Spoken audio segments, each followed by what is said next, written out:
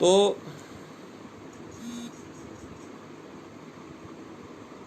ये बतलाया गया था कि पितृ शब्द के केवल, जैसे बताया हमने कि केवल औ, जस, अम और औट इतने में मात्र परिवर्तन है, अन्यत्र परिवर्तन नहीं है। इसलिए पितृ शब्द में और धातृ शब्द में केवल उतने अंश को छोड़ करके बाकी जगह एक ही रूप चलता है। जैसे आप फिर से रूप चला करके देख लें, पिता पितरौ पितरः, हे पितः हे पितरौ हे पितरः, पित्रा पितृभ्यां पितृभिः, पित्रे पितृभ्यां पितृभ्यः, पितुः पितृभ्यां पितृभ्यः, पितुः पित्रोः पितॄणां, पितरि पित्रोः पितृषु। ये इस तरह का इसका रूप चलेगा।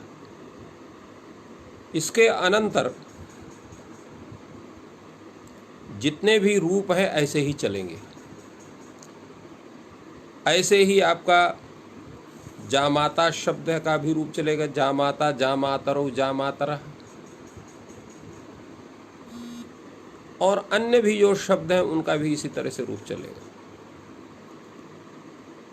और जो ये आपका नप्तृ शब्द है, इसका नप्ता, नप्तारौ, नप्तारा रूप चलेगा, क्योंकि इसमें ग्रहण होने के कारण अपतृंतिश सूत्र से यहाँ उपधा को दीर्घ हो जाएगा। इसलिए इन सब का नप्ता नप्तारौ नप्तारः, त्वष्टा त्वष्टारौ त्वष्टारः, छत्ता छत्तारौ छत्तारः, होता होतारौ होतारः, पोता पोतारौ पोतारः, प्रशास्ता प्रशास्तारौ प्रशास्तारौ प्रशास्तारः, इनका सब का रूप धातृ शब्द के समान चलेगा, भिन्न कोई इनका स्वरूप नहीं। तो इसलिए इस तरह से इसको समझना चाहिए। अगला शब्द है जिसका थोड़ा सा भिन्न रूप चलता है, केवल एक जगह भिन्न रूप उसका है, सर्वत्र नहीं है उसका, वह केवल आम के परे रहते, किंतु है तो भिन्न, इसलिए उसका भी उल्लेख होना आवश्यक है। तो वो शब्द कौन है? नृ शब्द है आपका। ये भी जो है नृ शब्द गुणादि निष्पन्न है। इसका भी रूप जो चलेगा पिता के समान शुरू में चलेगा, जैसे पिता पितरौ पितरौ, इसे ना नरौ नरः, हे नः हे नरौ हे नरः, संबोधन का हो गया। नरम नरौ नृन, पूरा पितृ शब्द के समान है। जैसे पित्रा पितृभ्याम पितृभि, तो नृ नृभ्याम नृभिः।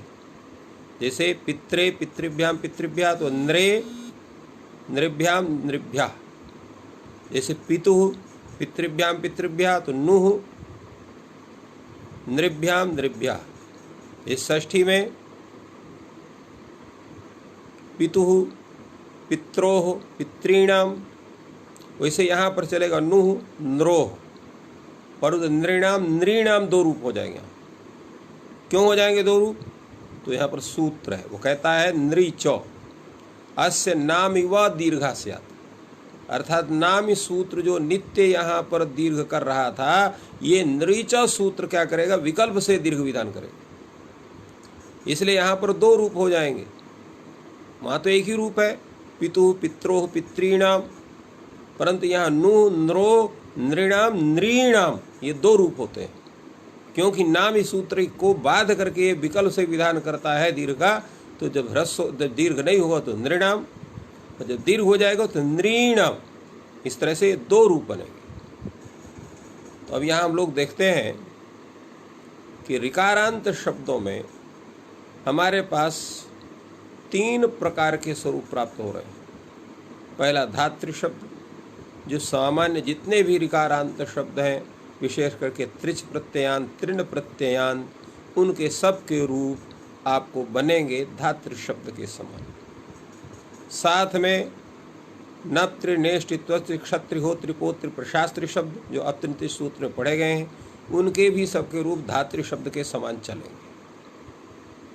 इसके पश्चात जो नप्तृ होत्रि इत्यादि के समान उणादि निष्पन्न त्रिच तृण प्रत्ययांत शब्द हैं, उनके सब के रूप पितृ शब्द के समान चलेंगे, जैसे उसमें एक शब्दावको पितृ के साथ साथ जामातृ शब्द का उल्लेख हुआ।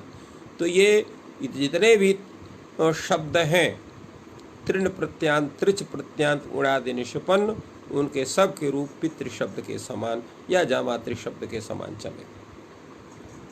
साथ में नृ शब्द इनसे विशेष है। नृ शब्द का रूप वो भी पितृ के समान चलेगा, किंतु आम विभक्ति के पर रहते दीर्घ का विकल्प से विधान होने के कारण नृणाम नृणाम ये दोनों रूप बनेंगे। और सप्तमी में वही जैसे पितरी बनता है वैसे नरि, नृह, नृष ऐसा इनका रूप चलता है। तो इस तरह से हम लोग दीर्घ ऋकारांत शब्द, सामान्य ऋकारांत शब्द है, दीर्घ का यहाँ पर उल्लेख नहीं है।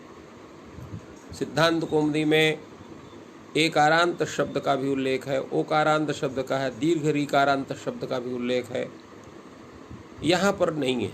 लघु सिद्धांत कौमुदी इसका नाम है, थोड़ा सा लघु रूप में विचार है। वहाँ खेन सह वर्तते इति सखे, ऐसा सखा शब्द का वहाँ उल्लेख है।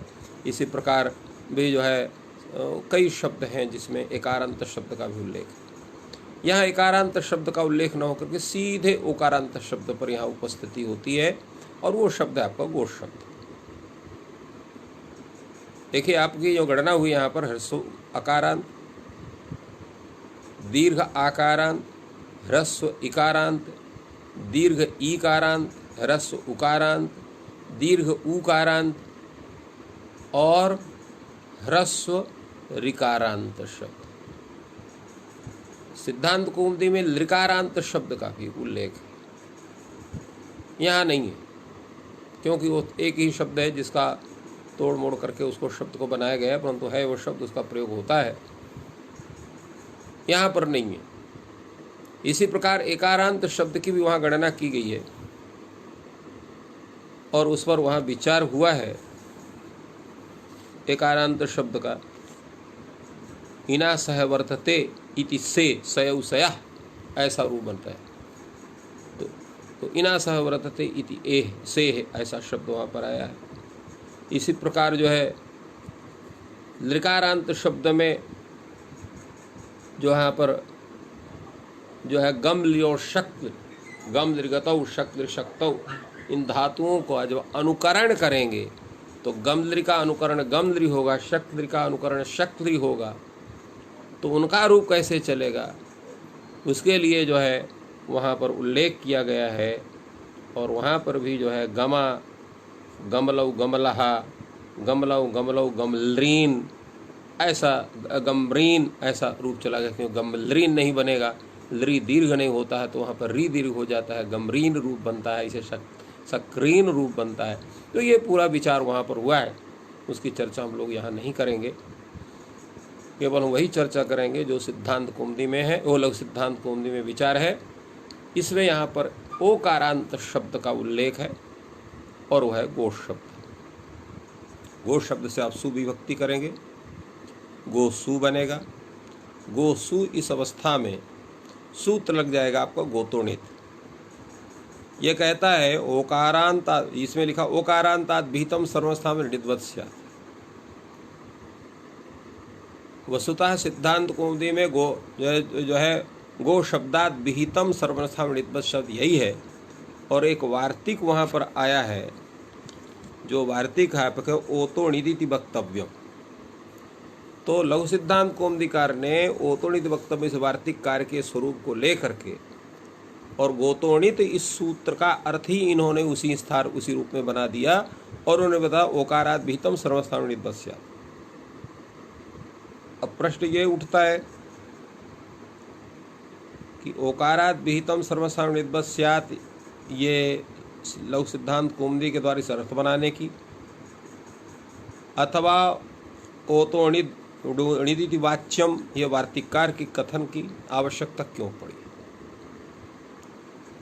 प्रश्न तो उठता है कि जब ओकारांत शब्द कोई दूसरा होगा तब ना उसकी आवश्यकता होगी, जब खाली गो ही शब्द है तो कैसे होगा वहाँ पर। तब उस पर कहा कि नहीं, दूसरा शब्द भी है। ओकारांत शब्द जैसे आपका गो शब्द है, उसी प्रकार जो है एक सुद्यो शब्द है, तो सुद्यो शब्द में उसका भी रूप जो है सुद्यो सुद्यावो सुद्यावह रूप तभी बनेगा जब ओ तो निदिति वाच्यम ये वार्तिक माना जाए, अथवा गोतोणी सूत्र में गोतो में गकार को अव्यक्षित मान करके ओतोणित सूत्र का स्वरूप स्वीकार किया जाए। सूत्रकार ने गोतोणित सूत्र ही माना और गोतोणित सूत्र मान करके गो शब्दाद विहितम सर्वसाणित्वस्यात् और गौ गावो गावा को माना, किंतु वार्तिककार ने ओतो निदिति वाच्यम ये वार्तिककार कह के सुद्यो इस शब्द सुद्यो शब्द जो है या इस तरह का और भी कोई शब्द हैं उनको विधान करने के लिए पृथक स्वीकार किया।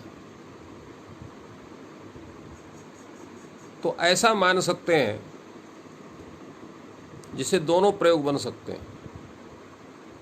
गोतड़ित में गो शब्द को उपलक्षण माना जाए ओकारांत मात्र का,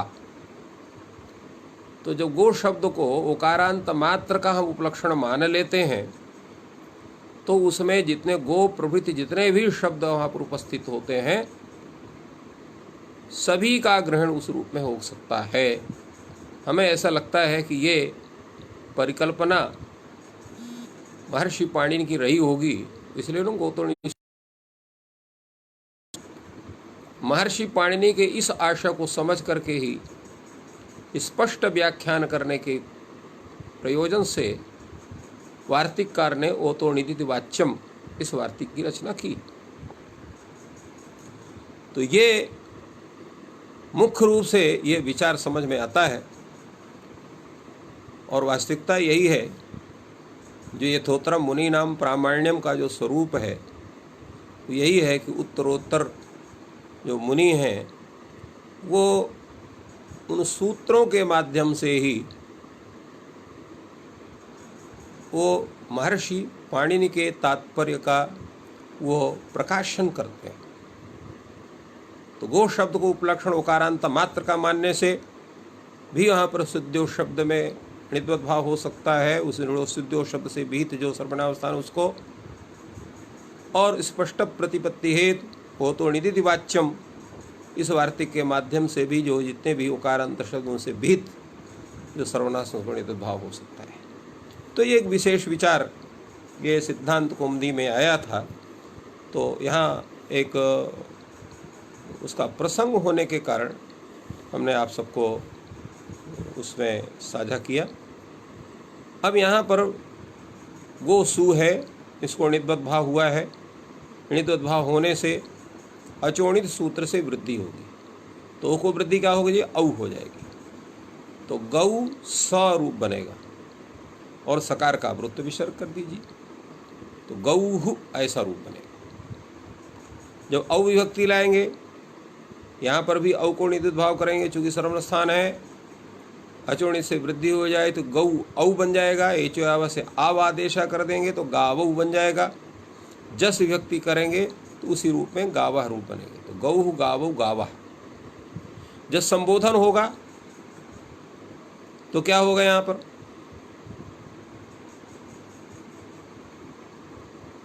संबोधन में क्या रूप स्वरूप बनना चाहिए, तो यहाँ जो ये सूत्र है गोतोणित, ये कह रहा है ओकारात विहितम सर्वनाम णिद्वत स्यात्, ओकारांत से विहित जो सर्वनाम स्थान है उसको णिद्वत भाव होता है। ये नहीं कहा है कि सर्वनाम जो है संबुद्धि भिन्न सर्वनाम स्थान को णिद्वत भाव करता है, इसलिए संबुद्धि संज्ञक जो सु है उसको भी णिद्वत भाव होगा और वहाँ पर भी वृद्धि होगी, तो गौ स हे गौ स ऐसा ही रूप बनेगा और स का रुत्त विसर्ग होकर के हे गौहु ऐसा ही रूप बनेगा, हे गोह ऐसा रूप नहीं बनेगा। और एंग ह्रस्वा संबुद्धे सूत्र से एंगंत ह्रस्वांत अंग से पर ही संबुद्धि अव्यवहार का लोप होता है, तो जो गौ यह स्वरूप रहेगा तो यह न तो एगंत है न ह्रस्वांत अंग है, इसलिए उससे बीत जो स है तत् संबुद्धि अव्यवहार का लोप नहीं होगा। फलता हे गौः ऐसा ही रूप बनेगा। इसलिए हे गौः, हे गावौ, हे गावः, यह रूप हम इसका देखते हैं। जब अम और शस विभक्ति आएगी तो प्रश्न केवल अम का पहले है। गो अस, गो अम बना है आपका, द्वितीय एक वचन में, एकत्व की कक्षा में एक वचन अम हुआ, गो अम। अम पूर्वा से यहाँ पर पूर्व रूप प्राप्त हो रहा है। उसके पहले प्रथम पूर्व सवर्ण से पूर्ण सवर्ण दीर्घ की प्राप्ति नहीं होगी, क्योंकि अकाः प्रथम द्वितीय और रच पूर्व सवर्ण दीर्घ, यहाँ अक नहीं है, इसलिए प्रथम पूर्व सवर्ण दीर्घ की प्राप्ति नहीं। परंतु अमि पूर्वा से होगी, क्योंकि जो है नहीं, अमि पूर्वा सूत्र जो है आपका, उससे भी उसकी भी प्राप्ति नहीं, क्योंकि वह अक से अम संबंधी अच पर रहते हुए जो है पूर्व रूप करता है, तो ये अक है नहीं यहाँ पर, तो किसी की प्राप्ति नहीं यहाँ पर। वस्तः एचो यावा से अवादेश की प्राप्ति रही, इसलिए उसको बाध करके सूत्र लग जाएगा। ओ तो औतोम शशोह, औतोम शशोह में सूत्र इन्होंने लिखा औतोम शशोह, वृत्ति लिखते हैं ओतोम शशोरचि आकार एकादेशः से। ओकारांत से पर जो अम और शस संबंधी अच, उसके पर रहते पूर्व पर के स्थान में आकार रूप एकादेश होता है। तो सूत्र में औत लिखा हुआ है, वृत्ति में ओतोम ऐसा लिखा हुआ है, इसका मतलब क्या हुआ भाई? ये तो गलत लग रहा है, कहीं नहीं, गलत नहीं है। देखिए यहाँ पर औतोम में आ ओत ऐसा उसके संधि विच्छेद, अर्थात ओकारांत से विहित जो अम और शस संबंधी अच, वहाँ पर पूर्व पर के स्थान में आकार एकादेश होता है। तो जो एका जो आदेश भूत आ है, तो आदेश भूत आ और ओत, इन दोनों को लेकर क्या वृद्धि से वृद्धि हो गई है। और इसमें आ और ओत ये सामान्य है, वाक्य रूप में है। अम और शस यहाँ पर समास हुआ है, अम च शश्च इति अम शसौ तयोः अम शशो। तो इस तरह इनका स्वरूप है। अच की यहाँ पर अनुवृत्ति हो रही है, तो अच की अनुवृत्ति होने के कारण यहाँ पर अम शशो रचि ये स्वरूप बना। तो इसलिए ओकारांत से भीत जो अम और शस संबंधी अच, उन पूर्व पर के स्थान में आकार एकादेश होता है। तो गो शब्द है, अम विभक्ति है, अम संबंधी अच परे है, इसलिए यहाँ पर गो के ओ को आकार नहीं, गो के ओ को नहीं, गो के ओ और अम के अ दोनों के स्थान में आकार एकादेश हो जाएगा, तो बन जाएगा गा आ म, और वर्ण सम्मेलन कर देंगे तो गाम बन जाएगा। और इसी रूप में जब औ लाएंगे तो औ में तो कोई है नहीं, अणिद्वत भाव होगा, वृद्धि और अचुणित से वृद्धि आवादेश हो गया, गावो बन गया। किंतु जब शस विभक्ति आएगी तो गो शस सकार की संज्ञा गो अस, यहाँ पर भी जो है शस संबंधी अच है, तो पूर्व पर के स्थान में दीर्घ आकार एकादेश हो जाएगा, तो ग आ स बन जाएगा, गास वर्ण सम्मेलन करने, और सकार को रुत्व विसर्ग के गाह। तो इस तरह से गौः गावौ गावः, हे गौः हे गावौ हे गावः, और गाम गावौ गाह। यहाँ तक तो विशेष सूत्रों का स्वरूप है। अब यहाँ से विशेष सूत्र सब समाप्त हो जाते हैं। अब सब सामान्य सूत्रों से आपको कार्य करना है। गो शब्द से टा विभक्ति लाएंगे, टकार की संज्ञा गो आ, किसी सूत्र की प्राप्ति नहीं, ये चो से अवादेश कर दीजिए तो गवा, गोभ्याम गो भी। गे लाएंगे कार की संज्ञा ए, गो ए बनेगा, ए चो से अवादेश कर दीजिए तो गवे बन गया, तो गवे गोभ्याम गोभ्या। परंतु जब ngस और ngस लाएंगे तो यहाँ पर सामान्य सूत्र उपस्थित हो ngसि ngशोष। जैसे गो है ngसि लाया, नकार और की और ई सका सा की ई की संज्ञा हो गए, गो अस बनेगा। ngसि ngशोष से यहाँ पर पूर्व रूप हो जाएगा, तो गोस बन जाएगा, और सकार का रुत विसर्ग कर दीजिए तो गोह। जैसे आपने हरेह बनाया है, जैसे आपने भानोह बनाया है उसी तरह से गोह बन जाएगा।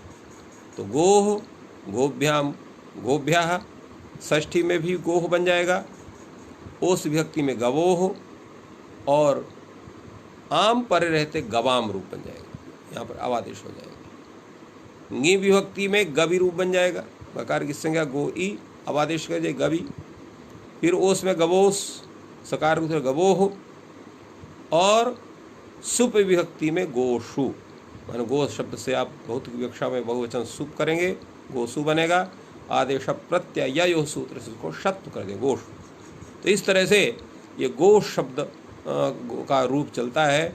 गौ गावो गावः, हे गौ हे गावो हे गावः, गाम गावो गाः, गवा, गोभ्याम गोभिः, गवे गोभ्याम गोभ्यः, गवः गोभ्याम गोभ्यः, गवः गवोः गवाम, और गवि गवोह गोशु।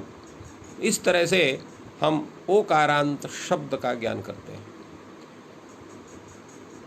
लघु सिद्धांत कौमुदी में मात्र एक ही शब्द ओकारांत दिया गया है। सिद्धांत कौमुदी में सुद्यो शब्द को भी दिया गया है, जिसका भी रूप इसी तरह से चलता है जिसे आपने अभी गो शब्द का रूप चलाया।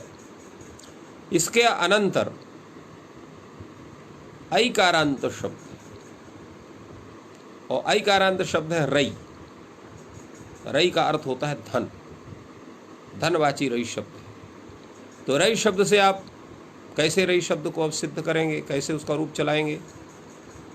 तो इसमें एक ही सूत्र है अपनी पूरी भूमिका निभाता है, और वह है रायो हलि।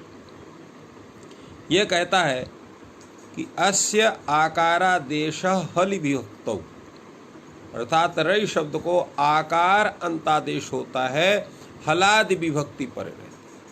जैसे रई शब्द है उसकी आप प्रातिपदिक संज्ञा करेंगे, सु विभक्ति लाएंगे, रई सु बनेगा, उकार की संज्ञा स बनेगा, रई स ये बनेगा, तो आपका ये रायो हलि सूत्र लग जाए। सकार हलादि विभक्ति सा परे हुए है, तो रई का जो ऐ है उसको आत्त हो गया, तो रा स बन गया। अब सा को आप वृत्त विसर्ग कर दिए तो राह ऐसा रूप बनेगा। जब औ लाएंगे तो किसी सूत्र की प्राप्ति नहीं है, सीधे योचेवा से आय आदेश कर दिए तो रायौ। जस पर रहते वहाँ पर भी आय आदेश होगा तो रायस, सकार रायः, तो राह रायौ रायः।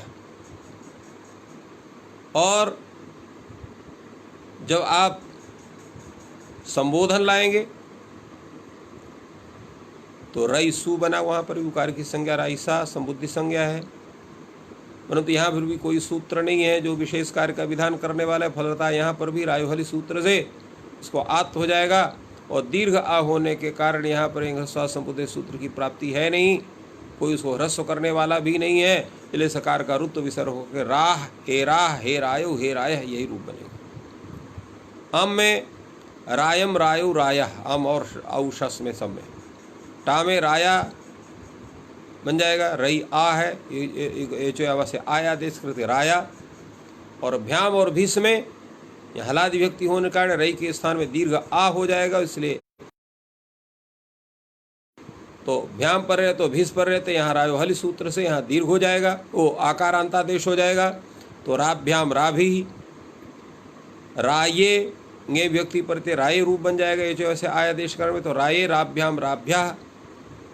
इसी प्रकार ngस में तो वहाँ पर भी अस ऐसा स्वरूप बनेगा, कार और साखे ई की संज्ञा करने पर तो रई अस बनेगा।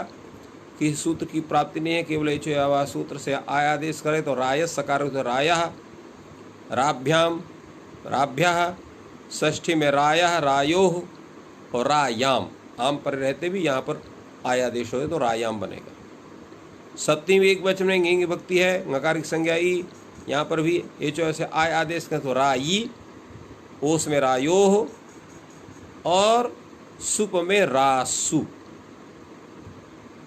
रई आसु, रई और सु है, यहाँ पर भी रायो हलि सूत्र से आत्व करेंगे तो रासु बनेगा।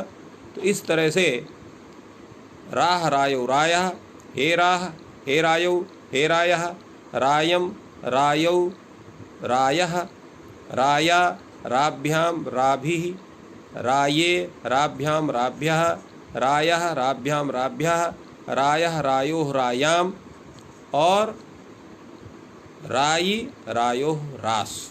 इस तरह से ये रूप का है ऐकारांत शब्द।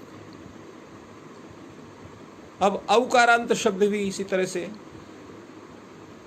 औकारांत शब्द कौन है? ग्लौ शब्द है। ग्लौ का अर्थ होता है चंद्रमा।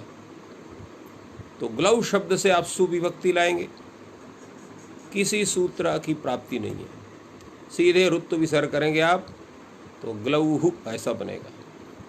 औ विभक्ति लाएंगे, एचोया से आव आदेश हो जाए ग्लावौ। जस विभक्ति लाएंगे वहाँ पर जकार की संज्ञा होने पर एचोया से आव आदेश ग्लाव सकार का रुत्व विसर्ग ग्लावा। संबोधन में भी हे ग्लौ हे ग्लावो हे ग्लावा यही रूप बनेगा, कोई सूत्र नहीं है यहाँ पर रूप परिवर्तन करने वाला। इसके बाद अम और शस द्वितीय विभक्ति में सर्वत्र एचोया से आवादेश ग्लावं ग्लावो ग्लावा।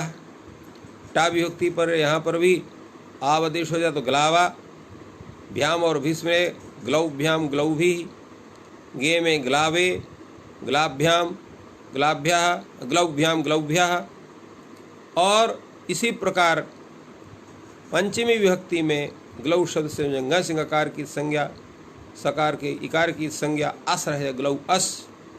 यहाँ पर भी किसी सूत्र की प्राप्ति नहीं, एचोया से केवल आया आव आदेश करेंगे। ग्लाव सकार के से ग्लावः ग्लौभ्याम ग्लौभ्यः ग्लावः। अब षष्ठी में आया तो ग्लावः ग्लावोह, उस विभक्ति में ग्लावोह बनेगा। और बहुवचन में ग्लावाम। सप्तमी एक वचन में ग्लावी, द्विवचन में ग्लावोहो और बहुवचन में ग्लौसु। तो इस तरह से लघु सिद्धांत कौमुदी में ह्रस्व अकारांत शब्द, ह्रस्व अकारांत शब्द के विषय में आपको सामने जो शब्द उपस्थित हैं, पहले राम शब्द है। राम शब्द के बाद जितने भी सर्वनाम हैं उन सर्वनामों में भी सभी सर्वनामों का उल्लेख नहीं हुआ है।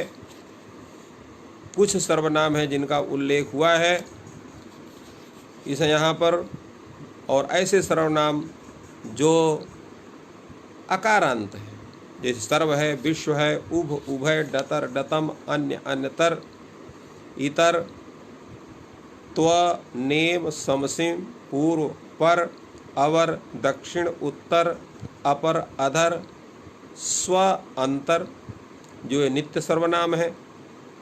इसके अनंतर जो है प्रथम, चरम और तय प्रत्ययांत और अल्प शब्द, अर्ध शब्द, कतिपय शब्द और नेम शब्द, इनका उल्लेख हुआ है अकारांत शब्दों में। इसके बाद निर्जर शब्द है जिसका एक विशेष रूप परिवर्तन होता है, उसका ग्रहण है। इतने ह्रस्व अकारांत शब्दों का आपने अध्ययन किया है। इसके बाद आते हैं दीर्घ आकारांत शब्दों में। अच्छा, जो राम शब्द है, राम शब्द एक निदर्शन है प्रत्येक ह्रस्व अकारांत शब्दों का। जितने भी ह्रस्व अकारांत शब्द हैं, कोई भी हो, सर्वनाम सर्वादिगण में पठित को छोड़ करके सभी के रूप राम शब्द के समान चलेंगे। केवल इतना ही अंतर होगा, अगर रकार शकार घटित है तो वहाँ पर नकार जो होगा उसको णत्व होगा। जैसे रामायण में रामायणाम में णत्व है। जो रकार और शकार घटित नहीं है, अर्थात जहाँ पर अट कुप्वांग व्यवायपी अर्षाभ्याम नोणा समान पद, इस सूत्र दोनों सूत्रों की प्राप्ति नहीं है, वहाँ पर नकार को णकार नहीं हुआ। जैसे कृष्णेन है, कृष्णा नाम है, ऐसे शब्दों का स्वरूप होगा। इसके अनंत निर्जर शब्द है जो अपने में स्वतंत्र है, केवल उसी का रूप उसके ढंग से चलता है, दूसरे शब्दों का नहीं चलता है।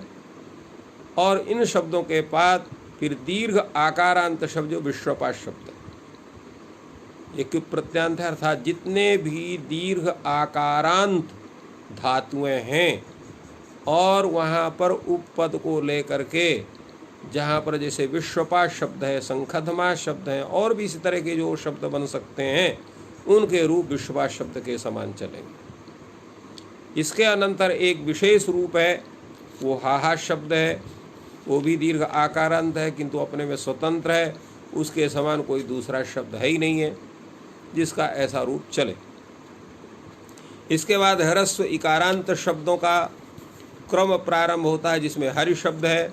हरि शब्द एक सामान्य शब्द है। इसी तरह से जितने भी ह्रस्व इकारांत शब्द हैं उनका सबका रूप चलेगा।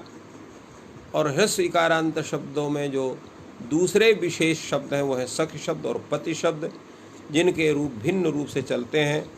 और उसी के आधार पर यहाँ पर केवल बहुवचनांत कुछ शब्दों का, जिसमें कति शब्द है और त्रि शब्द है, इनका उल्लेख हुआ है। ह्रस्व इकारांत शब्दों में ही यहीं पर द्वि शब्द का भी उल्लेख है। तो इस तरह से ह्रस्व इकारांत शब्दों की पूरी गणना होती है। दीर्घ इकारांत शब्दों की बड़ी यहाँ पर भी जो है बड़ा क्रम है। पहला पपी शब्द है। ये बतलाता है कि पपी तरह एक यद्यपि में स्वतंत्र शब्द है, किंतु इस तरह के जितने भी शब्द हैं, जैसे पपी शब्द हो गया, वातप्रमी शब्द हो गया, और भी कोई शब्द हो सकते हैं जो उणादि निष्पन्न हैं और पुल्लिंग हैं, दीर्घ ईकारांत है, उनका रूप पपी शब्द के समान चलेगा। इसी में एक दूसरा शब्द आता है बहुश्रेयसी शब्द, जो ऐसे समस्त शब्दों का प्रतिनिधि है जिसका जो उत्तर पद है वो स्त्रीलिंग है और जिस समस्त होने पर वो पुल्लिंग होता है। अर्थात जहाँ पर कुगति प्रादेय के अंतर्गत आने वाले वार्तिकों के साथ में जहाँ पर समास हुआ अथवा बहुव्रीहि समास हुआ हो, ऐसे शब्दों का ग्रहण इसमें होता है और वो शब्द का प्रतिनिधि है बहुश्रेयसी शब्द, तो उनके रूप बहुश्रेयसी शब्द के समान चलते हैं। इसी तरह से जो है कुगति प्रादेय के अंतर्गत जो है अतिलक्ष्मी शब्द है, जिसका उल्लेख हम लोगों ने किया था। अत्यादय क्रांताद्यर्थे द्वितीयया, इस वार्तिक के द्वारा समास होने पर अतिलक्ष्मी शब्द है। इसका भी रूप केवल एक ही जगह भिन्न है, सुपर रहते अन्यत्र बहुश्रेयसी शब्द के समान चलता है। इसके प्रकार इसके बाद जो है जो उणादि निष्पन्न नहीं है, आपके जो है कृदंत प्रकरण से निष्पन्न जो शब्द हैं दीर्घ ईकारांत, जैसे प्रधि शब्द है, जहाँ पर संप्रसारण वगैरह होकर के ये रूप बना हुआ प्रधि शब्द, तो इनके रूप भी इनसे और भिन्न चलते हैं। इनका उल्लेख इसमें हुआ है। इसी में जो है ग्रामीणी शब्द का उल्लेख है, नी शब्द का उल्लेख है। इनके सब के रूप थोड़ा थोड़ा भिन्न है। और उसी में जो है सुश्री शब्द का, यवक्री शब्द का उल्लेख है। इसके पश्चात एक दूसरा शब्द आया है और वो शब्द है आपका शुद्ध धी, अर्थात जहाँ पर विशुद्ध रूप से जो शब्द है बहुव्रीहि समस्त शब्द है। शुद्धाधी यस्य सः, शुद्ध धी ऐसा शब्द। तो इनका भी एक विचार यहाँ पर आया हुआ है। सिर्फ का सुधी शब्द का, सुखी शब्द का, सूती शब्द का, इनके सब के रूप जिनके थोड़ा थोड़ा भिन्नता है। सुखी और सूती में वहाँ पर जो है पंचमी और षष्ठी एक वचन में रूप परिवर्तन होता है, इसलिए इनका उल्लेख हुआ। इसके अनंतर ह्रस्व उकारांत शब्दों का उल्लेख होगा, जिनका आपने अध्ययन किया, जिसमें शंभु शब्द का है, जिसका हरि शब्द के समान रूप चलता है। और इसके बाद आपका क्रोष्टु शब्द है, जिसमें त्रिजत भाव होने का ऋकारांत के समान कुछ रूप हैं, कुछ रूप वो है। ये अपने में एक स्वतंत्र है, इसके जैसा और कोई दूसरा शब्द नहीं है, इसलिए इसका ह्रस्व उकारांत में विशेष रूप से उल्लेख किया गया। जैसे ह्रस्व अकारांत शब्द में निर्जर शब्द का उल्लेख किया गया। इसके अनंतर दीर्घ ह्रस्व उकारांत शब्दों में और कोई नहीं है, जिसके विशेष में दो ही शब्द हमारे सामने उपस्थित होते हैं। एक शंभु जो सामान्य रूप से हुआ, एक विशेष रूप से क्रोष्ट शब्द। दीर्घ उकारांत शब्द में कई शब्द हैं। पहले शब्द तो हु शब्द मिलता है, जिसके विषय में चर्चा अपने में स्वतंत्र है और अकेले है, इसकी तरह से कोई नहीं है। दूसरा है अति चमू शब्द है, जो है स्त्रीलिंग है उसका उत्तर पद, किंतु अत्यादय क्रांत्याद्यर्थ द्वितीया से यहाँ पर समास होने के कारण ये पुल्लिंग हो गया अति चमू शब्द, तो इसका एक विशेष रूप से परिवर्तन होता है। इसके अनंतर जो है सुलू शब्द खलपू शब्द है। खलपू शब्द का ये है क्युप प्रत्ययांत शब्द, माने इसका एक ढंग से ये कह सकते हैं कि दीर्घ उकारांत क्युप प्रत्ययांत जितने शब्द हैं उनका प्रतिनिधि आपका एक खलपू शब्द है, सुलू शब्द है। इसी तरह से स्वभू शब्द है, ये विशेष रूप से उल्लिखित है यहाँ पर। इसी के में जो है वर्षाभू शब्द का उल्लेख है, और वर्षाभू के साथ ही ये जो वार्तिक उपस्थित होता है दृढ़ कर पुनः पूर्वस्य भुवो यण वक्तव्य, तो ये दृढ़भू शब्द, करभू शब्द और पुनर्भू शब्द, इनका उल्लेख विशेष रूप से है। इसके अनंतर जो है आपका दीर्घ उकारांत के बाद ऋकारांत शब्द आपके सामने उपस्थित हैं, जैसे धातृ शब्द का उल्लेख हुआ, कल इस पर चर्चा हुई थी, आज भी उसकी सामान्य चर्चा हमने किया। धातृ शब्द एक विशेष रूप से न होकर के सामान्य रूप में है, अर्थात जितने भी त्रिच प्रत्ययांत, तृण प्रत्ययांत रूप हैं वो धातृ शब्द के समान ही चलेंगे। जैसे हमने बतलाया था, जैसे कर्तृ शब्द हो गया, दातृ शब्द हो गया, इसी प्रकार लवित्री शब्द हो गया, बहुत से ऐसे शब्द हैं जिनका इस तरह से रूप चलेगा। और उसी में उसी में जो अत्रिंत सूत्र में नव, त्रिहो, त्रिप्रो, त्रिप्रशास्त्री, इनके भी रूप जो है धातृ शब्द के समान ही चलेंगे। किंतु अन्य जो उणादि, निष्पन्न, त्रिजंत और त्रिनंत शब्द हैं उनके रूप पितृ शब्द के समान चलेंगे। जैसे पितृ शब्द है, जामातृ शब्द है, इनका उल्लेख हुआ।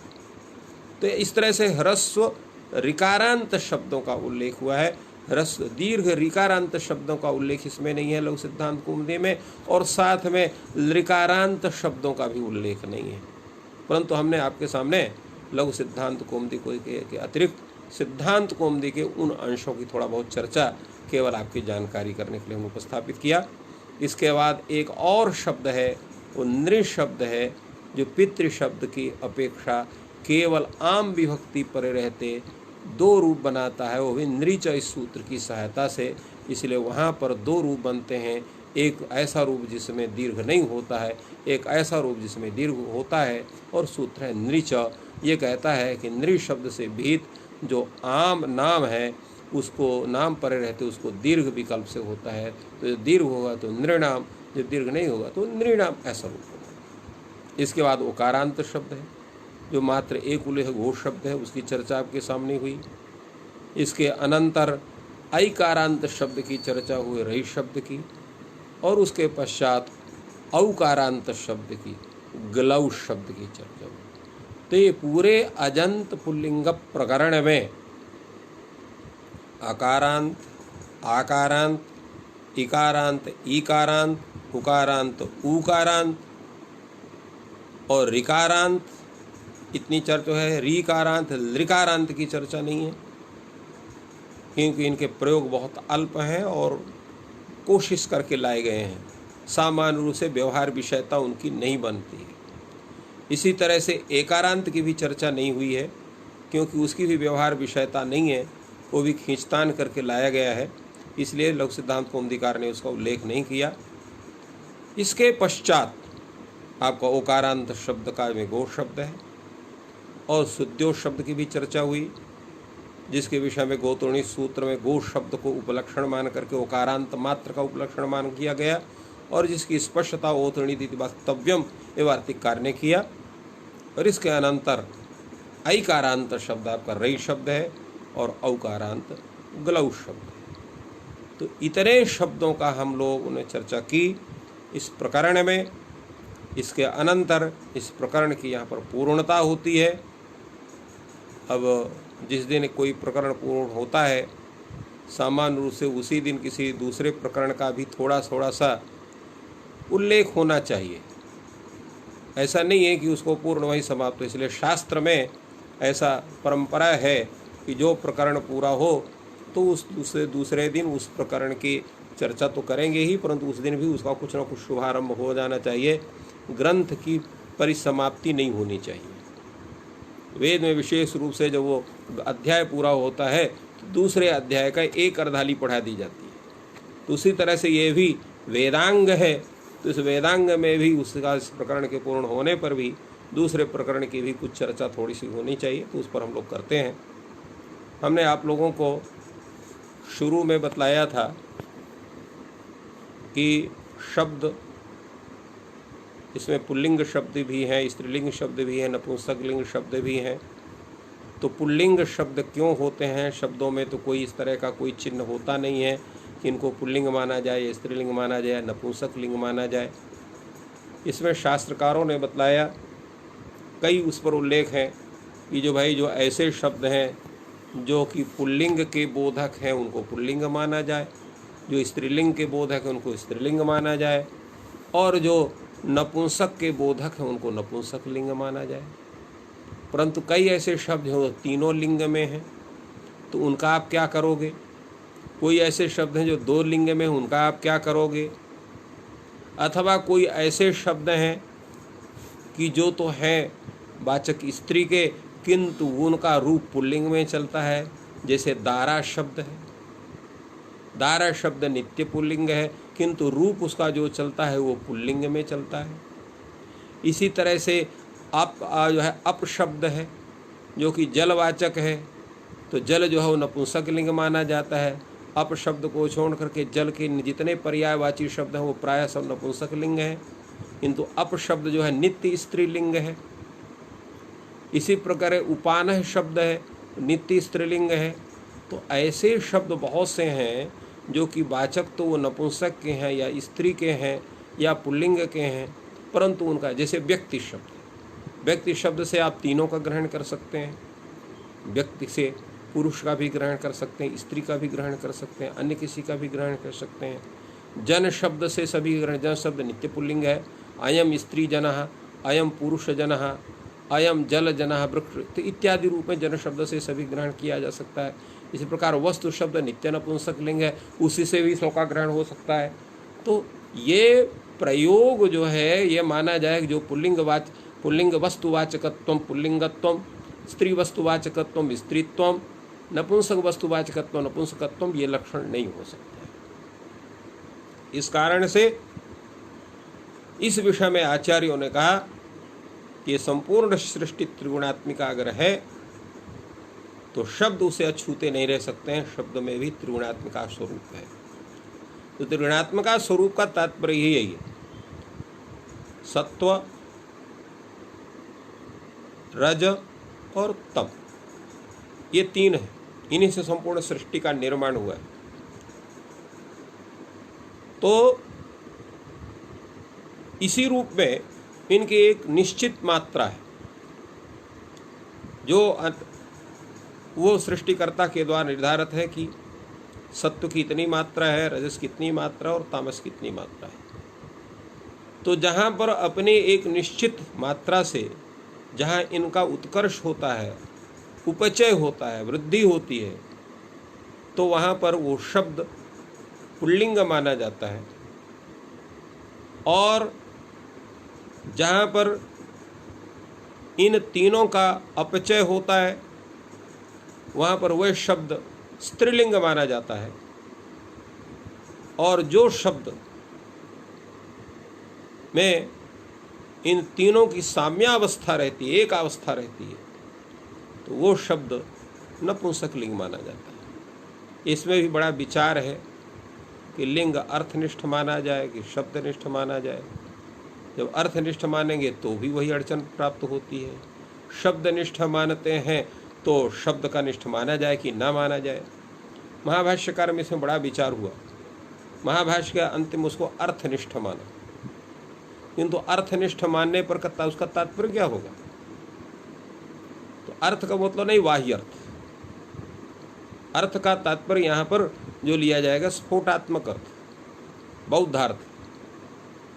यहाँ पर जो भाष्यकार के और जो वैयाकरणों का सिद्धांत है, स्फोटात्मक शब्द स्फोटात्मक अर्थ, इसलिए बौद्ध अर्थ बौद्ध शब्द तयोः तादात्म्यम, ये सिद्धांत माना जाता है कि बौद्ध जो अर्थ है, बौद्ध जो शब्द है, उन्हीं का आपस में तादात्म्य बनता है। अगर बाह्य अर्थ का और शब्द का तादात्म्य बन ही नहीं सकता है, क्योंकि तादात्म्य बनने के लिए एकाधिकरण वृत्तिता भी होना आवश्यक है। एकाधिकरण वृत्तिता तभी बनेगी जब वो आपके बौद्ध जगत में रहेंगे। और बुद्धि अधिकरणत्व जो है वो शब्द का भी है, अर्थ का भी है, बुद्धि दोनों का आश्रय होने के कारण वहाँ पर उनका तादात्म्य बनता है। इसलिए अग्नि शब्द के उच्चारण करने से जो है किसी का मुंह नहीं जलता है, क्योंकि जो बुद्धि जगत में जो अग्नि है उसमें दाहकता शक्ति नहीं है, वो दाहकता शक्ति बाह्य अग्नि में है। इस कारण से तादात्म्य तो बौद्ध जगत जो अर्थनिष्ठ जो है उसमें सत्व रजस तमस का जो वहाँ पर उपचय अपचय और साम्यावस्था, उपचयत्वे सति पुल्लिंगत्वम, अपचयत्वे सति स्त्रीलिंगत्वम और साम्यत्वे सति नपुंसकत्वम, ये शब्दों का स्वरूप है। तो इस तरह से भाष्यकार ने इस बात को स्वीकार किया है। इस पर बड़ा विचार है, बहुत है, लगभग इसमें करीबन 2 दिन 3 दिन इस पर विचार मात्र किया जा सकता है, परंतु उतनी की आवश्यकता नहीं है, केवल सामान्य रूप से ज्ञान करना आवश्यक है। तो इस तरह से जो शब्द ऐसे हैं जिनमें सत्व रज तम इनका अपचय है, वो शब्द आपके माने जाते हैं स्त्रीलिंग। उन स्त्रीलिंग शब्दों में जो शब्द अजंत है, अर्थात अजंत स्त्रीलिंग शब्द, उनकी चर्चा हम आप सबके सामने करेंगे, जिसका प्रथम शब्द रमा शब्द है।